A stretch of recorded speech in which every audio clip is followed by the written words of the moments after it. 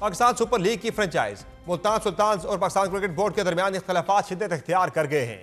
गुज़िश्ता शब Multan sultans के मालिक अली तरीन ने एक वीडियो बयान में PSL इंतजामिया को आड़े हाथों लेते हुए उनकी जानिब से भिजवाया गया कानूनी नोटिस फाड़ दिया।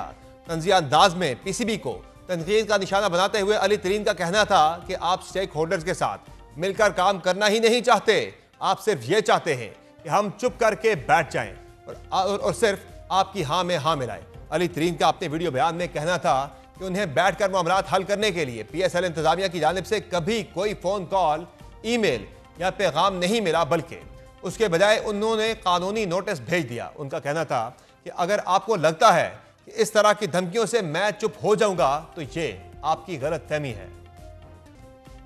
ताहाल PCB की जानिब से अली तरीन की कड़ी तनकीद का जवाब नहीं दिया गया। वाज़ेह रहे कि दिसंबर 2025 में PSL की टीमों के फ्रेंचाइज ओनरशिप राइट्स की 10 साला मियाद खत्म हो रही है। मौजूदा फ्रेंचाइज मालिकान अपनी टीमों के लिए दोबारा बोली लगा सकते हैं। तहम मुल्तान सुल्तान्स के मुताबिक कानूनी नोटिस में अली तरीन को ब्लैकलिस्ट करने की धमकी दी गई है, यानी अगर अली तरीन ब्लैकलिस्ट हो गए तो वो दोबारा PSL फ्रेंचाइज के मालिक नहीं बन सकेंगे। PCB के नोटिस में कहा गया था कि अली तरीन के लीग के हवाले से बयानात लीग की साख को मुसलसल नुकसान पहुंचा रहे थे, जबकि ये PSL और फ्रेंचाइज के बाहमी मुआहदे की भी खिलाफ वर्जी है।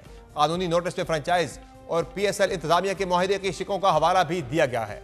नोटिस में कहा गया कि अली तरीन अपने बयानात से मुसलसल इन शिकों की खिलाफ वर्जी कर रहे थे। मुल्तान सुल्तान्स ने इस हवाले से अपने बयान में कहा कि पाकिस्तान क्रिकेट बोर्ड ने गुज़िश्ता माह मुल्तान सुल्तान्स को कानूनी नोटिस भिजवाया था, जिसमें मुतालबा किया गया था कि हमारे मालिक अली तरीन तमाम हालिया बयानात वापस लें और PSL इंतजामिया से अवामी मुआफ़ी नामा जारी करें। बयान के मुताबिक मुल्तान सुल्तान्स को संभालने के बाद से अली तरीन ने अरबों रुपए की सरमायाकारी की और ज़ाती तौर पर 7 अरब से ज्यादा का नुकसान उठाया, जबकि अकेडमियां बनाकर और पाकिस्तान भर में नौजवान क्रिकेटर्स के लिए मौके पैदा किए हैं। मुल्तान सुल्तान्स के मुताबिक उन्होंने जो भी बयान दिया वो PSL के बेहतरीन मुफाद में रहा, जो लीग पर जोर देता है कि वो आला और बेहतर कारकर्दगी का मुजाहरा करे। ये पहला मौका नहीं कि जब पाकिस्तान क्रिकेट बोर्ड और अली तरीन PSL के मामले पर आमने सामने आए हैं। इससे कबल रवां बरस अप्रैल में भी PSL के सीजन 10 से पहले अली तरीन ने PSL इंतजामिया पर तनकीद की थी और रेवेन्यू शेयरिंग का मामला भी उठाया था। रवां बरस अप्रैल में अली तरीन ने एक्स पर एक पॉडकास्ट क्लिप शेयर किया, जिसमें PCB के प्री सीजन की तैयारियों पर सवाल उठाया और लिखा कि PSL 10 कैसे बेहतर और बड़ा है। रवां बरस जुलाई में अली तरीन ने PSL 10 की कामयाबी के जश्न पर दी जाने वाली डीप ब्रीफ वीडियो पर भी तनकीद की। उन्होंने लिखा कि तालियां, आप मजाक कर रहे होंगे, टीवी की दर्जाबंदी में कमी, शायकीन में कमी, व्यूज में कमी, फिर भी हम जश्न मना रहे हैं। PCB जाग जाओ। अली तरीन का कहना था कि हमें यह कहा जाता था कि चंद बरसों में PSL एक मुनाफा बख्श लीग बन जाएगी, लेकिन उनके बकौल 10 बरस गुजर जाने के बावजूद ना तो फ्रेंचाइज मालिकान को टीमों पर तवील मुद्दती कंट्रोल दिया जाता रहा और न ही इसे मुनाफा बख्श बनाने के लिए इक़दाम किए जा रहे हैं। अली तरीन के इस बयान के बाद PCB की जानिब से भी रद्द अमल सामने आया है, जिसमें कहा गया है कि लीग पर वो शख्स तनकीद कर रहा है जो मीटिंग में आना भी पसंद नहीं करते।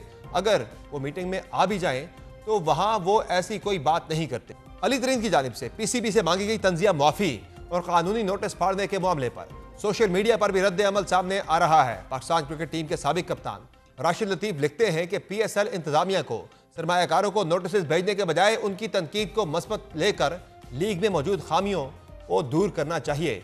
PCB को PSL के लिए प्रोफेशनल्स की खिदमात हासिल करनी चाहिए। इस तमाम सूरत हाल पर मजीद बात करने में ज्वाइन किया है क्रिकेट एक्सपर्ट डॉक्टर नोमान न्याज ने। बहुत शुक्रिया डॉक्टर साहब, आपने ज्वाइन किया प्रोग्राम में। ये बताएगा ये तनाज़ा शुरू कहाँ से हुआ? क्या अली तरीन की वो मुतनाज़े जो बयानात थे जो मुख्तलिफ मौके पर PCB इंतजामिया को तनकीद का निशाना बनाते रहते थे, क्या ये वही वजह बनी है इस लड़ाई की या वजह कुछ और है? देखें, सबसे पहले तो summer what you need to understand is कि पाकिस्तान सुपर लीग जो है वो 6 फ्रेंचाइज पे बेस्ड लीग थी। 5 पे शुरू हुई थी और फिर 6ठी ऐड हुई थी।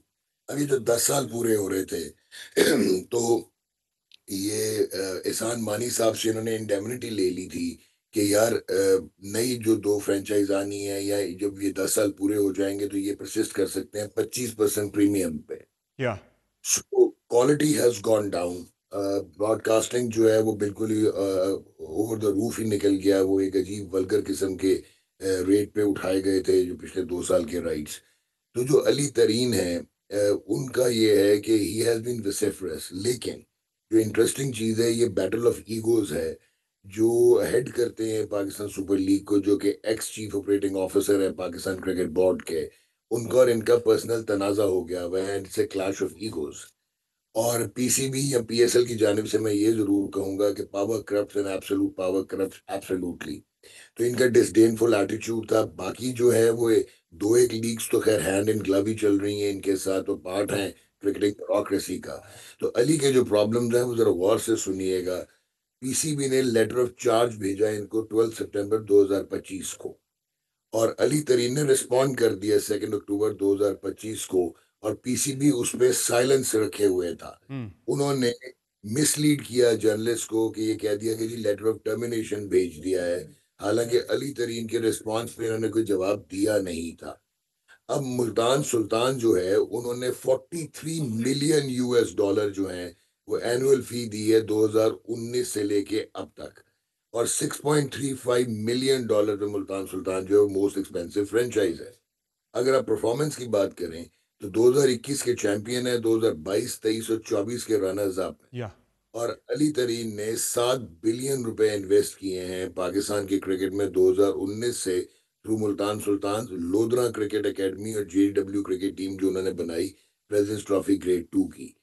सो हम्म। उस जब आपके इतने बड़े स्टेक्स हो जाएं तो आपकी फ्रस्ट्रेशन भी उतनी होगी। अच्छा, इंटरेस्टिंगली जो सबसे बड़ा लिक्यूना है, लीगल नोटिस तो ठोक दिया आपने, लेकिन आपने according to the business rules उनको एंगेज नहीं किया कभी। Hmm. You did not write to him कि वो अगर कोई बात कर रहे थे वो वायलेशन थी।